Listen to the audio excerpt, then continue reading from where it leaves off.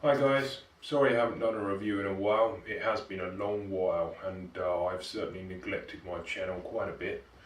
I've just been so busy with many other aspects of my life at the minute, and I think now is the stage where I want to start to get back into making a lot more videos and giving you stuff that sort of adds value and producing some good product reviews really.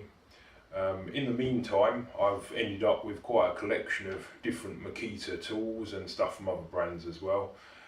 So I thought I'd just go through a few of my new purchases over the next few weeks perhaps, and just show you what I like, what I don't like, the different features of the tools, and maybe it's something you'd be interested in. I'm an avid viewer of YouTube reviews myself, and every now and then I look for a particular product and I can't find anything that's completely relevant to that exact model, or it's not region specific to our country here in the UK. So I thought I'd end up going to the default option and basically making a video myself. There is a certain amount of risk in that, I suppose. You have to purchase the product and then find out whether it's good. In this case, I've taken the plunge this time and bought myself a Mitre saw. It's something I've been umming and ahhing about for a long time now. Up until this point, I've just been struggling to do vaguely straight cuts using my standard Makita circular saw, the DSS 110, I think it is. I think that's the right number. I have reviewed that in the past. So now I've actually got a proper chop saw with a fence, so you can cut perfect 90 degrees as well as angles. So this should be a big advantage for me. I'm able to do a number of different angles, bevel cuts and compound cuts. So yeah, it's something that's a bit of a pig to travel about with, but if you've got a workshop like this and you're doing stuff mostly in a workshop, then this would be suitable in order to improve the accuracy of your cuts. So in this case, I've bought myself a Makita. The model number is the LS0815FL. So this is the model that comes complete with a laser in it and a job light as well. It's currently fitted with a 216mm blade, which I suppose kind of puts it in the middle of the range in terms of Mitre saws and the type of cuts that you can get out of it, the depth of the cuts. This one I believe is rated at 70mm, so that should give you enough of a drop to do most types of timber.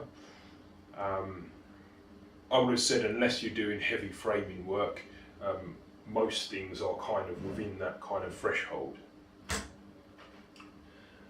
So I'll just run you through a few features of this particular saw. The blade on this spins at 5,000 RPM, plenty fast enough really. It's got plenty of power. I believe this is a 1400 watt motor, so again kind of mid of the range this particular model compared to what Makita do. They do more basic ones than this, and they do bigger and more powerful models than this, I'm sure. You've got the drop mechanism here. It's kind of a free-fold mechanism to actually start the saw. You have to push this lever here, press the button down, and then press the trigger at the same time in order to engage the blade. It's a nifty kind of safety feature that Makita have included. I believe this button here can also be removed as well to stop people that shouldn't be using the saw using it when it's left unattended. I actually just flip the power on now. The power's not fully on. You can immediately see the job light is coming on, and so is the laser. This is a 110 tool, by the way. Here in the UK we have two power supply options. You've got the 240, which is your standard mains line with a 3-pin plug on the end, and for construction use on building sites and anywhere else that demands it, we have a 110 unit with a yellow coloured plug on the end, a circular shape, and that reduces the voltage. It's meant to be safer, conforms to regulations, etc. When I purchased this, 110 was the only option, and that's perfectly fine for me really. It just requires the use of a transformer in order to then plug it into a main supply, so you will be needing that if you want to purchase a 110 product here in the UK and haven't had one before.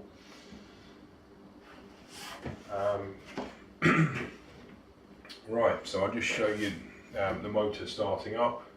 So if I just pull this lever, that will then allow you to drop the actual saw, press this button. If I release that now, it has an electric brake fitted on it, so it stops very quickly, so it's very good in a safety aspect. Also, a lot of people seem to be quite interested in doing trench cutting. For example, if you want to do lap joints, or if you want to do grooving. So on here, you have a little catch that you can flip out, and that basically works by when you drop down the saw, you've got an adjustable screw here which will hit in to this mechanism and stop the saw from dropping to the full distance. So you can adjust that accordingly, wind it up and down, etc. So that's an alternative for doing lap joints or grooves. It doesn't require the use of a router, and in some circumstances it might be quicker and simpler to use this machine rather than a router, especially if you're out on a particular job and you don't have that type of other equipment with you. You've got some supports on the base here, so they're all very well. I've actually just made myself some additional supports to work with longer pieces of timber. So I've just got some rough bits of wood here, some plywood. I've just randomly stuck them together with a few old screws, no big deal, and just plonk that down here. I don't think you can even see that on the camera angle at the minute, but anyway, that provides a nice long chute to lay a bit of timber around.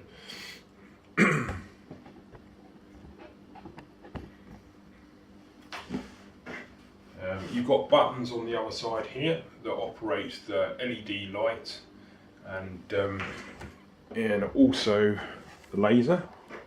Just give you a quick look at that.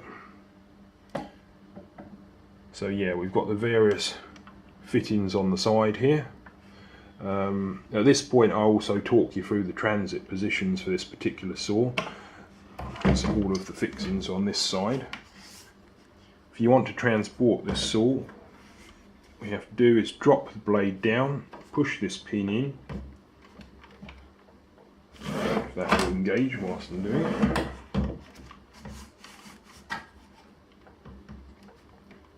Bit of fiddling. Bear with me, I may have to put the camera down.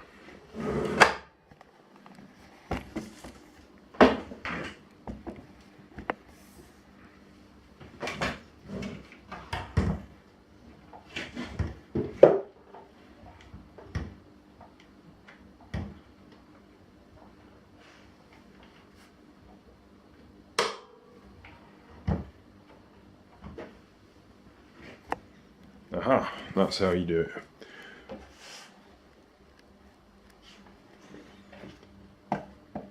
There we go, you just put down that pin in there, just slot that across and that locks it down. The reason why it wouldn't do it, of course, is because I had our grooving mechanism out for our trench cutting engaged at the time. This is the bit just close up here, and you can kind of see how it works really. So yeah, now I've taken that off into the total drop position for the saw. That will then drop the blade right down. As it is, that still slides backwards and forwards completely. So what you can do is just lock off this screw here, and that will stop that whole rail system from moving.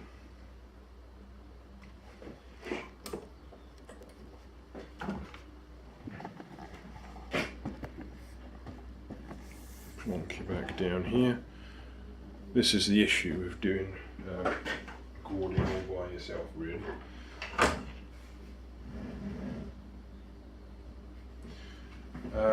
Also, another thing that seemed to be deficient from many other reviews online was the distance from the front to back. Of course, you've got a sliding rail mechanism here, and depending on how much space you have in your workshop, you might want to know how much space is behind it.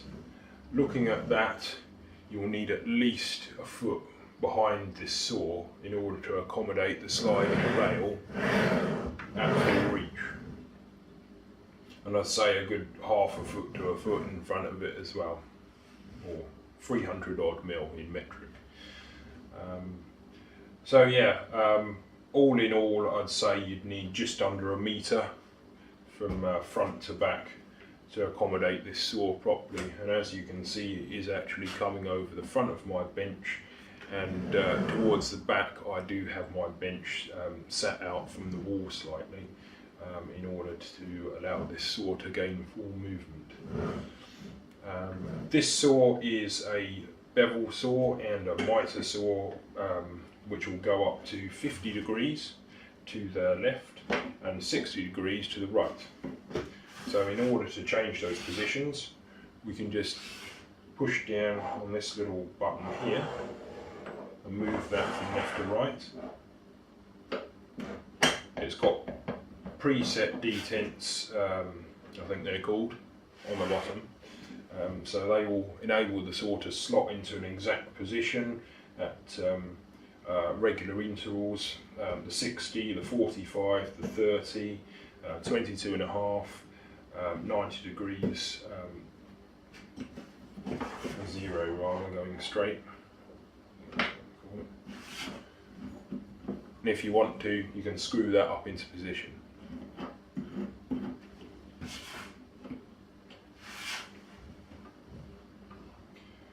So that will enable you to get accurate cuts in your mitres.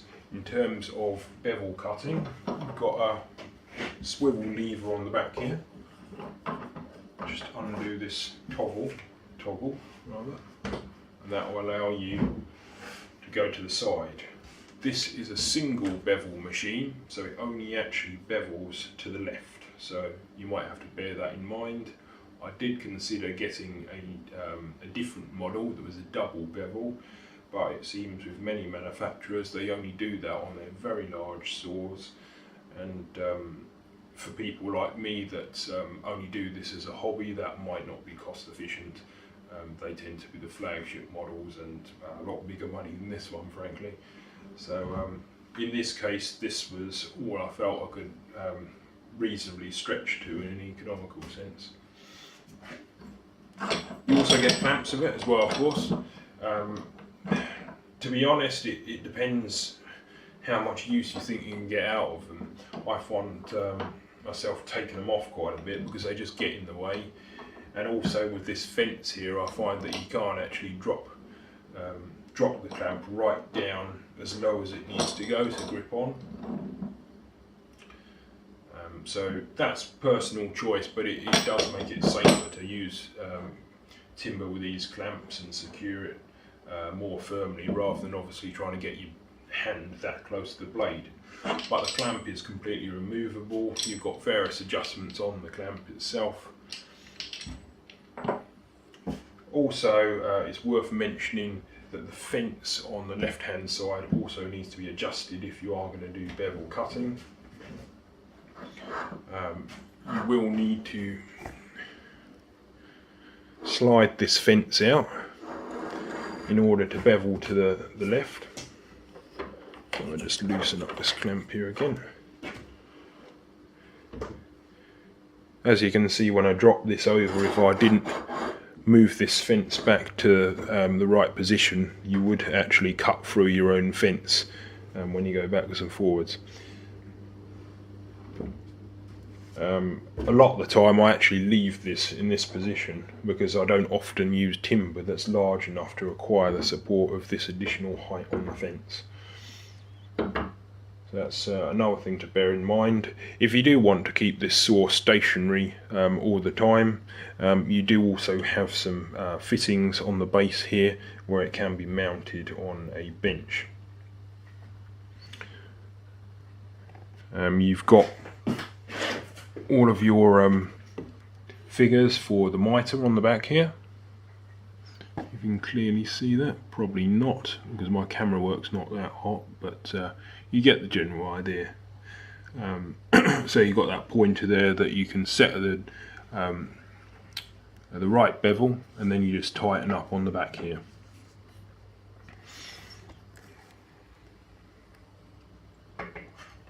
If you haven't already seen, you've got your job light here and the laser that comes out. The laser can also be adjusted. There is an Allen key fitting just here, and I have had to already adjust that once because I felt that it wasn't exactly right next to the blade. It seems silly to mention, but the exact position of the laser, I used to think it was actually where the blade would drop, but in this case it is to the left hand side of the blade, and it was actually off slightly when I matched up my pencil line to the laser line. So I have adjusted that screw, but if you want to, you can have the laser line on the right hand side of the blade, whichever suits your way of working really. I've also got a dust bag fitted on the back here. So there's got the Makita branding on it again.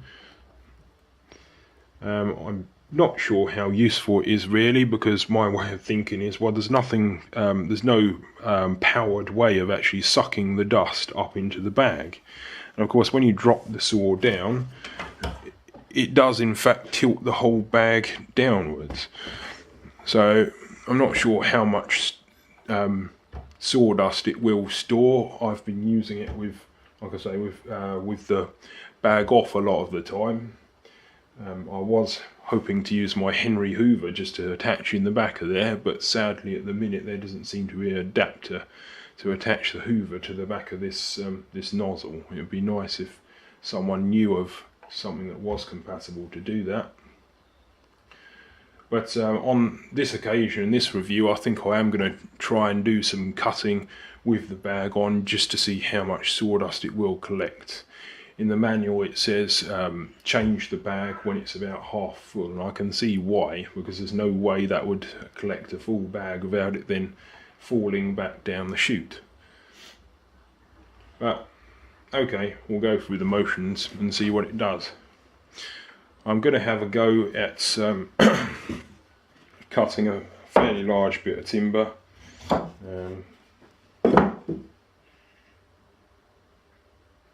This looks like 5x2, something like that. Right, okay, safety first, so I'll put my glasses on.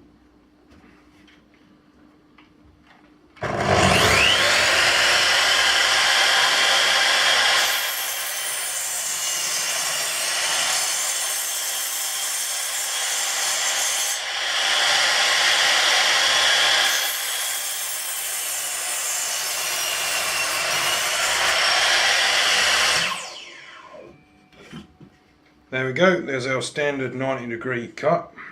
In this case, that's all got suckered up there really, but that'll be okay. It's only a thin bit of waste. I'll now do some trench cutting, see what that looks like.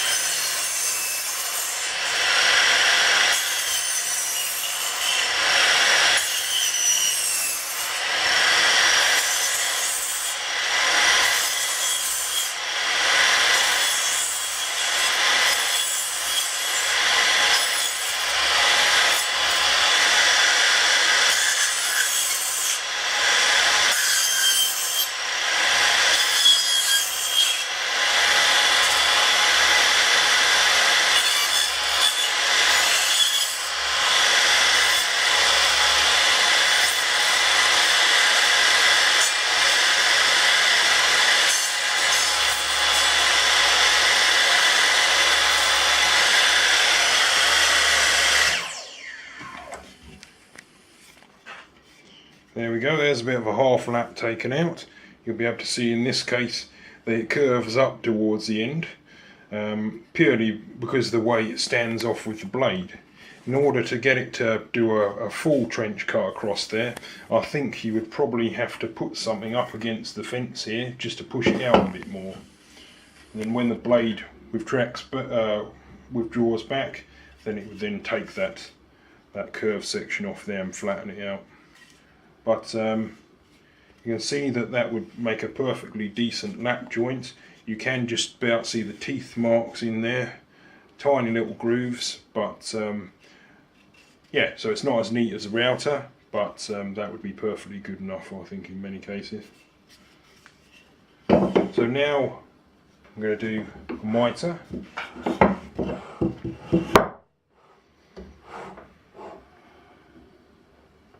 Set about there.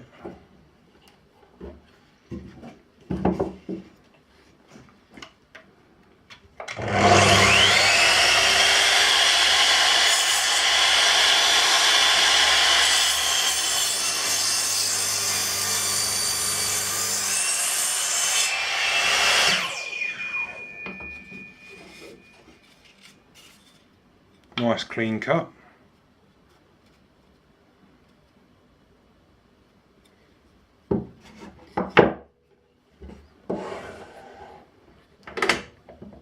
Turn that to the 0 mark. I'm now going to do a bevel cut.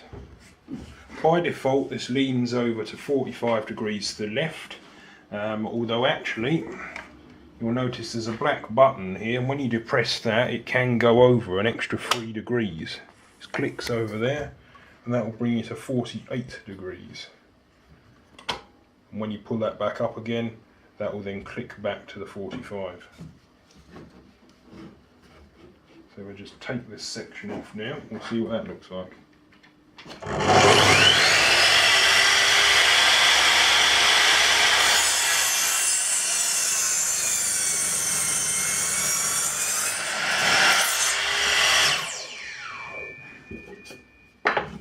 There we have it. It's a nice bevel cut. So yeah, we've got a bit of everything here really. Stick that up again, that will return to the 0 point. Screw in the toggle again. Quite a long travel on that actually. There we go. Ready to go at this point. Also, in terms of your blade alignment, some might be wondering how to check whether it's straight or not. Makita do put in this handy little 90-degree triangle here. So if I just turn the power off a second.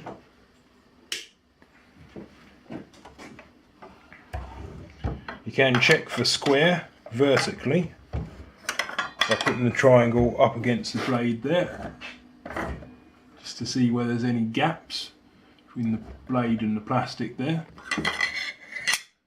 And you also can check the side to side for any wobble, and again just check for gaps along the side there. So that's a handy little tip. So yeah, for now at least that's all I have to say about this particular saw. I've had it a couple of months now, 2 or 3 months, something like that. I've used it on a number of different occasions and it does appear to be accurate. It's medium sized, medium power, medium kind of price range. So for what it is, I'd say it would probably sort most people out really. If you want something more powerful and you regularly do more powerful applications, then maybe this isn't the saw for you. Or you're looking for something that's more compact and fits into a smaller space, and there probably is other options. But I think this particular model strikes a good balance. The fact that you've got a laser with it as well does help. And I just think the Makita products are very good at the minute. They're producing some really good ranges, and I guess I'm quite fond of this particular model and this particular brand.